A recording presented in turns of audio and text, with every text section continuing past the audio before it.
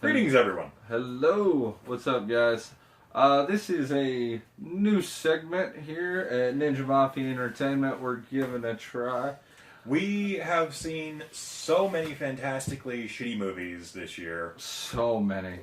And even then, it pales in comparison to what other movie reviewers have to put through. So our hearts go out to them. But we figured that we poo-poo on things a lot.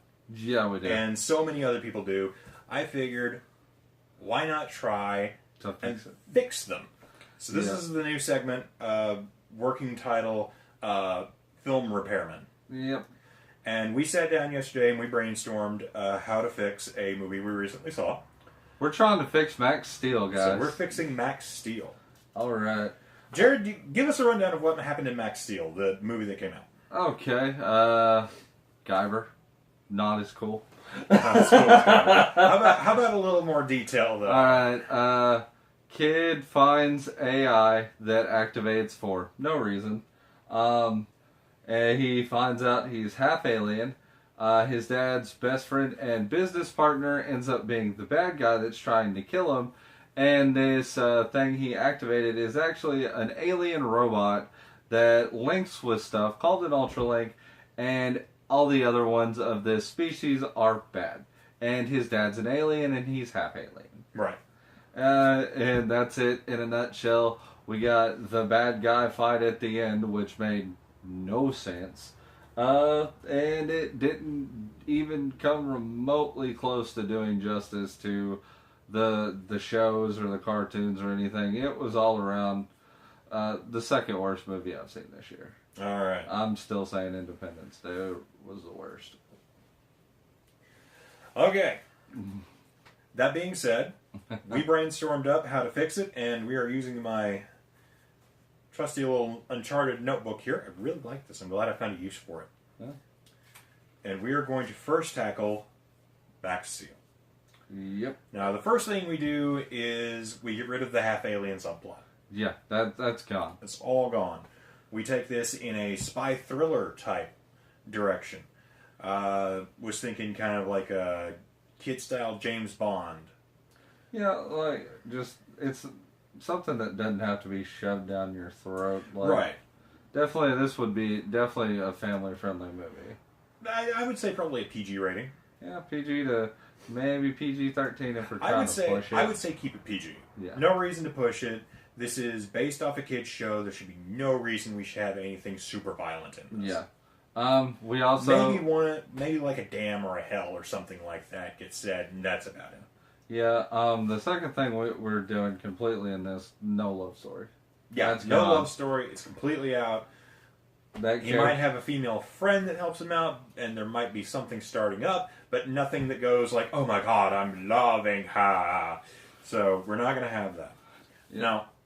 And that's how we fix all the bike and truck scenes. That's how we fix all the bike and truck scenes. As well. Yeah. Because we take those out. Alright. So let's set this up then. Max is, what did we say, 14, 15? He's about 14. 14 years old. His parents are former military. Yes. Military scientists. Yes. Working on a unique experiment for the government. Yes. Where he then witnesses somebody trying to break and enter into the corporation while he's waiting on somebody, like, mid-afternoon. Yep. And he spots somebody who shouldn't be there. Well, it turns out to be... Being the military brat he is, decides, let me go in. Well, let's keep him a little smarter than this. He sounds an alarm. He pulls a fire alarm or something. Yep. We'll make that happen, and then he'll hold them off until... Well, you know what? No, there should be an alarm button. Yeah. This is military research. A high-grade facility. Right, so he hits the alarm button to let everybody know that there's something going on. Something's wrong. And so that's when he decides, oh crap, they're not going to get here in time. Maybe I can stall them. Yeah. So he tries to hold them off. He kind of runs around him a little bit. But it turns out this guy's super fast and super strong. He lifts him up by his throat, and as security moves in, he just throws him through the window of like the 4th-story floor. And he falls crashing to the ground. Well, seeing all this happen is parent, mom, dad, maybe both, whoever, runs out and sees, oh God, my child is dying. I can't. The hospital isn't going to be enough. They're not going to be here fast enough. I have this super secret military experiment I'm working on, and that's when he is infused with the Steel AI / nanomachines. So we're just to kind of let them know. So what we're basically doing, we're combining the first animated one with the second one. Yes. To where we don't need steel as a power morpher. Right. He's not this little Wheatley thing that flies around. He's like an artificial intelligence that kind of meshed with his mind. Yep. And helps trigger the nanomachines in him. Yes. Well, from there we get some spiel about how it's recovered alien technology. Yeah. And they've been reverse engineering it for a while and trying to figure out a way to help people with it. Yeah. And from there we get a montage of him testing out his powers, stopping crimes, bank robbers, throwing people in jail, stuff like that. Yeah. And he gets a suit that helps channel his powers. We'll say that the nanomachines are building up too much energy inside him because they don't get released enough. And so the suit will help redirect his natural energy flow. That way he's not, like, busting his hand on somebody's face and their head explodes or whatever. Yeah. So we can eliminate that problem. And from there, we cut back to the big bad guy and we get some explanation about him being sighted. And finally, the parents have to come clean about him. And it turns out he's a former test subject who volunteered from the military. But they hadn't quite worked out all the alien technology out of it, and it turns out these were aggressive military-style nanomachines that were meant to super support soldiers and like send them into a blind rage state at points. Yep. And allow them to push beyond their physical limits and enhance those limits. So he's injected with a super nanobot AI, and That's he's the exact opposite. He's pretty much the exact opposite of our Max Steel character. Now, from there, he confronts one of the first bad guys that Max puts down, who's like, I got beat up by a 14-year-old. Now I'm getting had my way with prison men.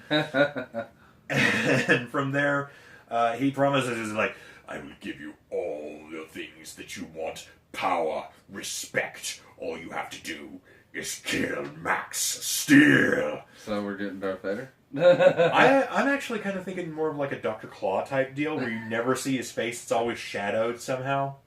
Or you see the android face? No, like a glowing red eye, like Terminator style. Yeah. Something like that. Something where you don't see him. That was another thing with the character. Weren't we going to say, like, Max goes to where he's like, you know, more like a bionic human, as to where this dude turns more cyborg. Right. Well, that's kind of something we're going to have later down the road. But the prisoner makes a deal with the bad guy, and he gets turned into half cyborg man type deal. Yep. And he runs around terrorizing the city. Now, from there, Max decides that this is not something police can handle. And we have the standard superhero trope, I have to do it because no one else can! Yeah. And from there, we get the standard beatdown. He gets beat up real bad. But he realizes through the fury of self-will and determination, and he unlocks new and undiscovered potential from the nanomachines, and he gains super strength and super speed. Yeah. And that's how he brings down the cyborg man. But he finally just knocks him out, and he refuses to kill anybody. We bring this up kind of early, that his family was military. They signed on to help, and they signed into the engineering division so that they could help without having to take life. Yes. So there's a stance where he won't kill anybody. It's a moral stance for him. And we have that loaded up front. That way we don't have this Man of Steel crap at the end where it's like, oh, I killed a man, but I never really made it apparent that that was a big thing for me. And that way we don't have to worry about that. Yep. Because, you know, he totally didn't let his dad die. Yeah, that's right. But that's the story for another day. But yeah, he knocks him out and he faces justice and he has to go to super jail. Yep. And from there, that's the end of it, and we get Sequel bait. We'll get some sequel bait, a little teaser for next time if this does well. If not, it's just something to be in the shadows, like the bad guy watching from his many computer screens, and he leans forward, and we can kind of see like a cybernetic jaw, like a metal jaw or something, come into the light, and it's like, oh crap! And that's how you fix. And that's how you fix Max Steel. Yeah, that definitely sounds way better than the crap pile we got. I also kind of like the whole AI idea, because essentially you'd kind of get like the conversation like we did on Young Justice between Blue Beetle and like the scarab and the actual Blue Beetle. Well, I mean that's kind of what I've been trying to say with our movie reviews. There's good ideas in these. Yeah. Even Max Steel. This inspired us to do something entirely different and unique. So there's obviously something there. Never just discount something because the vast majority of it was bad. There's always something good you can find in it. Let us know if you like this. We certainly had fun with it. We may do more. Let us know if you'd like to see us do more down in the comments. Yeah, let us know what movies you guys think are awful, and we'll try and keep it within the last 2 years. We'll see if we. Otherwise, we're going to be here all fucking year. Yeah. But until next time, please like and subscribe, and we will see you guys later. Click that little notification button, and you can get that little bing or whatever sound effect you have on your smartphone. On your smartphone. On your jump over to this guy's channel and watch all our Let's Plays. Yeah, we're uploading some more Batman. We had a lot of fun with that one. We did have a lot of fun with that one. All right, we'll see you next time, everybody. Later.